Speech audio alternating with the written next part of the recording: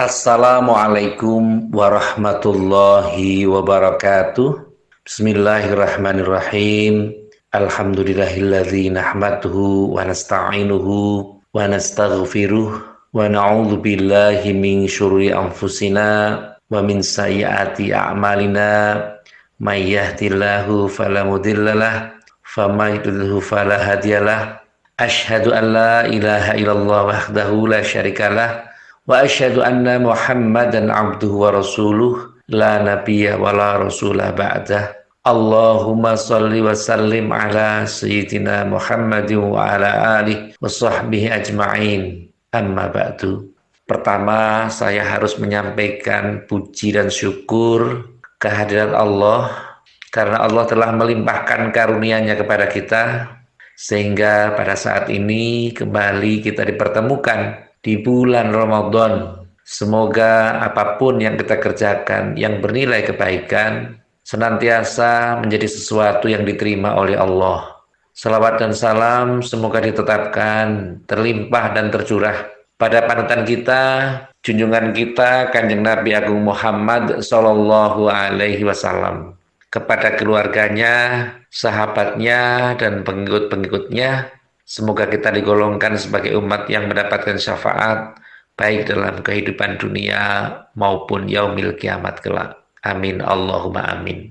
Mengisi kekosongan di bulan Ramadan tentu banyak hal yang bisa kita gunakan untuk mengintrospeksi diri, terutama terkait dengan media massa atau media sosial yang banyak mengekspos kegiatan-kegiatan di bulan Ramadan, baik yang sifatnya manfaat ataupun sifatnya efek dari kemudaratan. Semisal permainan, baik itu game atau permainan yang tentu membahayakan, mercon, tentu permainan juga yang semacam sedang ngetren saat ini, yakni lato-lato, yang sesungguhnya itu permainan sudah lama, tetapi kembali diviralkan di tahun ini. Tentu bukan itu yang ingin saya sampaikan, tetapi orang harus berpikir juga bagaimana mensikapi permainan-permainan atau kegiatan-kegiatan yang positif. Sebagaimana kegiatan Ramadan ini banyak juga digunakan untuk ibadah sosial, misalnya membantu orang yang kekurangan, membantu orang-orang yang membutuhkan, mengadakan kerjasama untuk peringatan nuzulul Quran, atau kegiatan-kegiatan lain yang lebih positif. Ada mungkin di beberapa bulan yang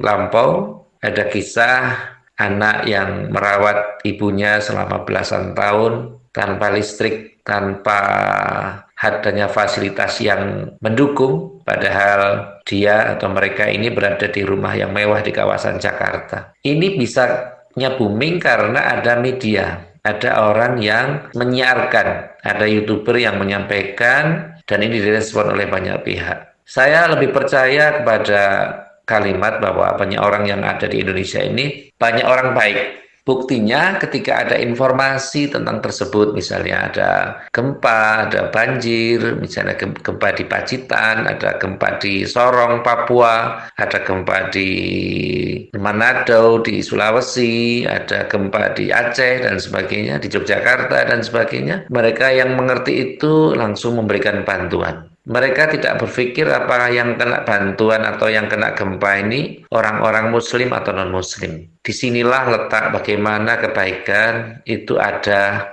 di hati mereka masing-masing. Sehingga yang paling penting pensikapan kita adalah bahwasanya puasa ini merupakan proses untuk mendekatkan diri pada Allah. Dan inilah saatnya. Orang tidak menunggu orang yang kesusahan, langsung diberikan kondisi. Hablum minallahnya kita berpuasa, hablum minannasnya kita berzakat fitrah. Ini merupakan satu tradisi atau rukun Islam yang luar biasa karena tidak diterima orang yang berpuasa tapi belum berzakat. Nah, inilah maka orang berzakat itu tidak menunggu nisab karena zakat fitrah adalah untuk membersihkan dirinya dan bukan membersihkan hartanya. Kalau zakat fitrah itu untuk membersihkan diri, kalau zakat mal itu untuk membersihkan harta. ada pemilahan, ada perbedaan yang perlu disikapi. Sehingga orang tidak perlu mengaji secara detail tentang hal ini, tetapi mengerti bahwa mereka atau kita ini tidak hanya sekedar menambah atau mengalihkan harta, tetapi juga harus mengurangi dan berbagi. Tentu pengurangan dan pembagian itu harus. Dan uniknya adalah Allah tidak tinggal diam terhadap orang yang berzakat, terhadap orang yang bersedekah. Maka man nasoko min sodakotin bal yasdad. Barang siapa yang beramal bersedekah, maka akan dilipatkan oleh Allah, dilipatkan dan dilipatkan sampai pengulangannya 3 kali. Ini luar biasa kan. Jadi harta kita adalah harta yang telah ditasyarafkan, harta yang telah diberikan kepada orang lain.